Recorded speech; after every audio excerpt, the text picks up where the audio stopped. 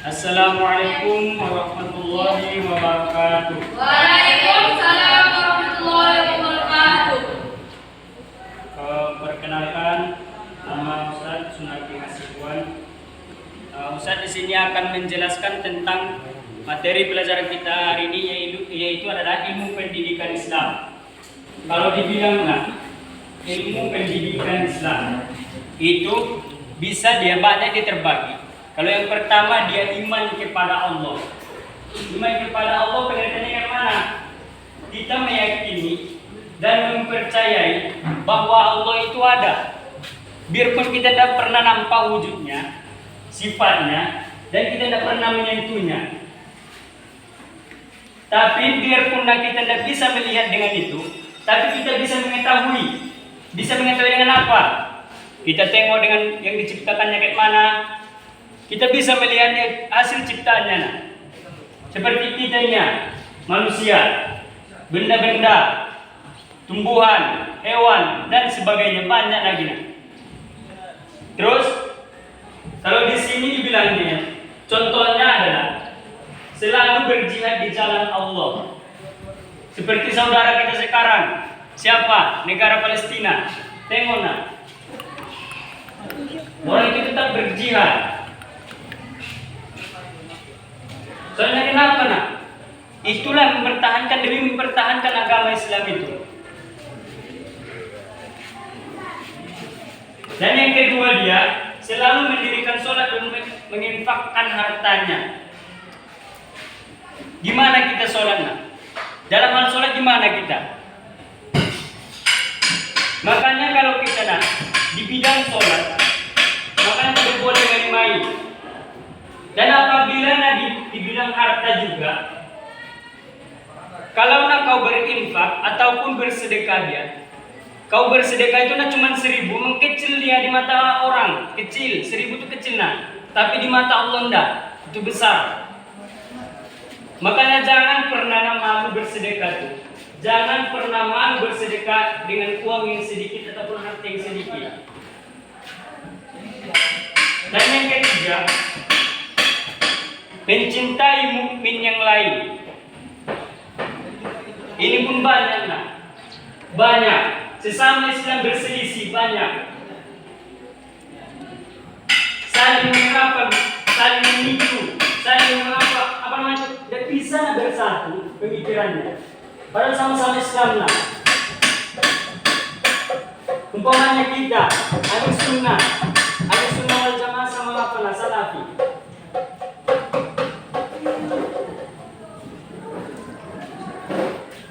Dan yang kedua adalah sabar. Yang kedua sabar.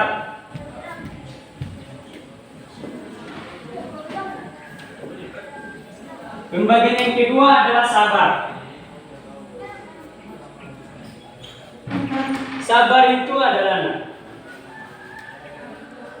tahan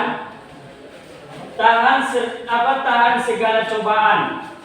Contohnya menahan hawa nafsu, itu pun cobaan. Kenapa Nafsu itu besar. Itulah satu lawan kita, musuh kita yang paling kuat adalah nafsu. Gara-gara nafsu ini banyak yang rusak. Tengok, penyakit hati pun dari nafsu Tetangganya beli apa, dia pun beli apa. Tetangganya beli kulkas, dia panas, mau beli kulkas. Itulah nafsu itu. Supaya dia bisa menyeimbangi orang tersebut. Terus contoh yang kedua, sabar dalam menghadapi musibah. Musibah sebesar apapun, sekecil apapun dia, itu serahkan kepada Allah. Tetap sabar. Itu semua itu ujian, cobaan. Kan kalian tahu juga, Allah itu menguji menguji kesabaran umat itu tidak melebihi batas. Makanya kalau yang itu cuman kayak kalian ini kan sekarang tahap belajar. Dikasih kalian banyak coba ngantuk, itulah bodoh-bodoh ngantuk. Tapi tahan dulu. Kalau kalian ada niatnya untuk menahan itu pasti bisa. Dan yang ketiga contohnya adalah menahan diri saat marah. Itu banyak ini. Orang-orang sekarang banyak tidak pandang bulu. Ini menahan marah ini misalnya kita itu banyak nah. Kalau dalam hal marah dia, jangan pernah mengambil keputusan saat marah. Soalnya di situ kan termasuk juga godaan. Umpamanya kau berantem sama mama, sama orang tua, pasti kau ngelawan jadi ujung-ujungnya. Kalau nak kayak gitu dia berantem itu, disitulah kita tenangkan pikiran kita, diam kita, biarkan aja dinasihatin orang tua. Jangan lawan, jangan bentak. Tapi kalau dalam hal hubungan dia, kayak ayah umpamanya, ayah kita sama ibu kita, dia itu kalau pas marah itu suruh keluar satu orang, itu biasanya ayah. Biarlah terjadi perpisahan. Dalam sifat marah ini nantinya kau itu bisa berpecah. Di sinilah nanti pas kalian marah, saling memarahi. Kau pun marah sama yang santri putra, pasti nanti ujung-ujungnya saling menjelekkan. Dan ada lagi satu pemikiran semua, bisa. Itulah makanya jangan terjadi. Makanya hindari sifat ini. Kuatkan, tanamkan sifat sabar kalian. Terus materi ketiga adalah kewajiban menuntut ilmu.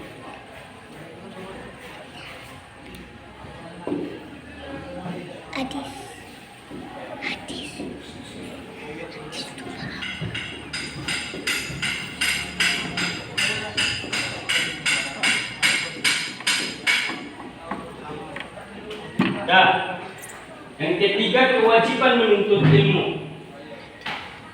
Kalau dibilang kewajiban menuntut ilmu, kalian udah tahu sebagaimana sabda Rasulullah, itu menuntut ilmu itu wajib hukumnya bagi muslim. Wajib hukumnya sama kita.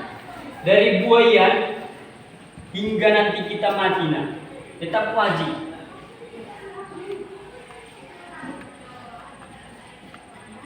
Kalau nanti kita itu tidak menuntut ilmu, makanya disitulah dibilang ada yang mengatakan, kau tak malas menuntut ilmu itu, maka nikmati dengan kebodohan. Makanya sering orang dibodoh-bodohin, saking bodohnya, tidak mau dia menuntut ilmu kayak gitulah ujung-ujungnya.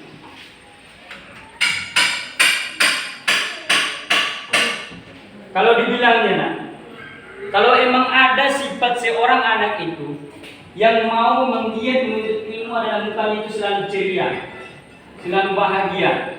Kalau orang anak-anak itu yang menuntut ilmu dia itu cemberut dia, itu sebenarnya tidak ada niat buat menuntut ilmu. Makanya kuatkan lagi niatnya itu untuk menuntut ilmu. Kalau dibilangnya contoh yang pertama adalah kenapa kita wajib menuntut ilmu itu? Karena menuntut ilmu itu adalah warisan dari para nabi. Tengok boleh dari zaman-zaman itu. Nabi dari mana? Terus orang itu terus menggali ilmu. Masa kita banyak hamba-hamba ini yang belum apa-apa tidak mau menuntut ilmu. Yang kedua, ilmu merupakan sebuah jalan menuju surga. Betul. Ilmu jalan menuju surga betul. Kau mengajarkan ilmu itu, kau mengajarkan ilmu kepada kepada orang lain. Kalau memang ilmu yang kau ajarkan itu bermanfaat, dia betul-betul benar. Diajarkannya lagi sama orang, kau dapat pahala. Makanya dibilang orang, guru itu pahlawan tanpa tanda jasa. Orang Ustaz nak mengharap sesuatu, cuma orang Ustaz nak pengennya itu, guru-guru itu pengennya anak-anak murid itu nggak bisa semua, pandai tahu yang mana yang baik, yang mana yang buruk. Itulah makanya tetap guru-guru itu tetap sabar menghadapi semua anak-anaknya kayak manapun dia. Soalnya orang Ustaz itu nak pengennya itu, guru itu pengennya gimana? Anak-anak itu biar sukses nanti Itulah makanya diwajibkan kepada kita menuntut ilmu supaya kita sama lagi kayak orang-orang terdahulu. Orang-orang terdahulu tengok belajar aja pas zaman apa tuh sebelum merdekanya Indonesia tengok payah belajar kayak mana. Guru-guru dibunuh. Itulah susahnya zaman dulu. Kalau sekarang mana gampang. Dimana-mana kita cari banyak sekolah pesantren. Banyak ada SMK, SMP, MTS. Sekarang banyak. Terus yang ketiga, Allah akan meninggikan derajatnya orang yang menuntut ilmu, orang yang berilmu itu diiringi dengan adab dan akhlak. Allah akan mengangkat derajatnya. Kalau di sini mengkecil derajatnya, tapi kalau udah berilmu kau sama beradab, itu di mata Allah nanti di derajat kalian diangkat. Kan kalian tahu juga amal yang tidak pernah terputus ketika kita meninggal, amal yang tidak terputus itu salah satunya ilmu yang diajarkan. Kan kalian tahu. Makanya apa lagi supaya tidak capek dong menuntut ilmu. Cuma kita duduk mendengarkan. Kalau disuruh kerjakan. Tidak ada lagi, sekarang tidak ada lagi hambatan buat kalian untuk tidak menuntut ilmu.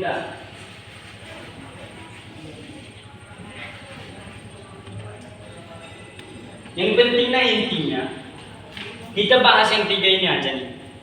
Iman kepada Allah yang pertama tadi. Ini kau memang betul-betul meyakininya. Soalnya kita mati kita dan hidup kita itu serah kepada Allah. Dan yang kedua, sabar. Itu pun intinya. Dalam menuntut ilmu ini, dalam menuntut ilmu itu memang harus ada kesabaran. Cobalah memancing dulu. Coba pergi memancing. Untuk menguji kesabaran kita memancing dulu Karena itu kan pasti susah dapat, butuh proses kita Kalau kau nanti memancing tidak sabar, pasti pengen kau lempar semua. Pengen kau kuras dari satu itu. Saking kesalnya itu pancing itu pun kau patah-patahkan. Makanya itulah butuh kesabaran. Semua butuh kesabaran. Proses itu membutuhkan kesabaran. Apalagi dalam kewajiban kita untuk menuntut ilmu harus ada sabarnya. Tidak selama-lamanya itu tidak ada prosesnya. Dan selama-lamanya kalian itu pasti harus ada proses dari bersatu dulu baru dapat nanti. Memang ada ilmu. Makanya kalau tidak ada makanya sabar dulu belajar terus. Jangan dengan emosi tetap sabar. Kuatkanlah kesabaran kalian, tetaplah. Jangan jauhin ini sifat sabar ini. Soalnya butuh dimanapun ini pasti butuh.